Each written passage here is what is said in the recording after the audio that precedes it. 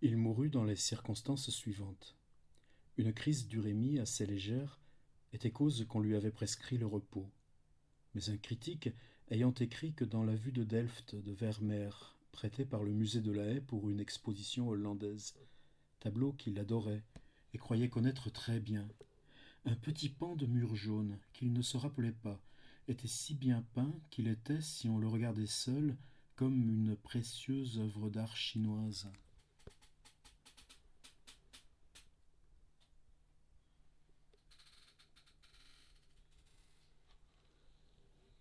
Bergotte mangea quelques pommes de terre, sortit et entra à l'exposition. Dès les premières marches qu'il eut à gravir, il fut pris d'étourdissement. Il passa devant plusieurs tableaux, eut l'impression de la sécheresse et de l'inutilité d'un art si factice et qui ne valait pas les courants d'air et de soleil d'un palazzo de Venise ou d'une simple maison au bord de la mer. Enfin il fut devant le Vermeer, qu'il se rappelait plus éclatant, plus différent de tout ce qu'il connaissait, mais où, grâce à l'article du critique, il remarqua pour la première fois des petits personnages en bleu, et que le sable était rose. Et enfin, la précieuse matière du petit pan de mur, jaune. Ses étourdissements augmentaient. Il attachait son regard, comme un enfant, à un papillon jaune qu'il veut saisir, au précieux petit pan de mur.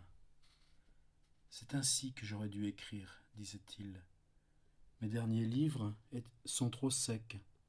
Il aurait fallu passer plusieurs couches de couleurs, rendre ma phrase en elle-même précieuse, comme ce petit pan de mur. Cependant, la gravité de ces étourdissements ne lui échappait pas. Dans une céleste balance lui apparaissait, chargeant l'un des plateaux, sa propre vie, tandis que l'autre contenait le petit pan de mur, si bien peint en jaune.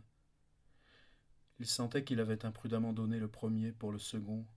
Je ne voudrais pourtant pas, se disait-il, être pour les journaux du soir le fait divers de cette exposition. Il se répétait: petit pan de mur jaune avec un auvent, petit pan de mur jaune. Cependant, il s'abattit sur un canapé circulaire. Aussi brusquement, il cessa de penser que sa vie était en jeu. Et revenant à l'optimisme, se dit: c'est une simple indigestion que m'ont donné ces pommes de terre, pas assez cuites. Ce n'est rien. Un nouveau coup l'abattit. Il roula du canapé par terre, où accoururent tous les visiteurs et gardiens. Il était mort.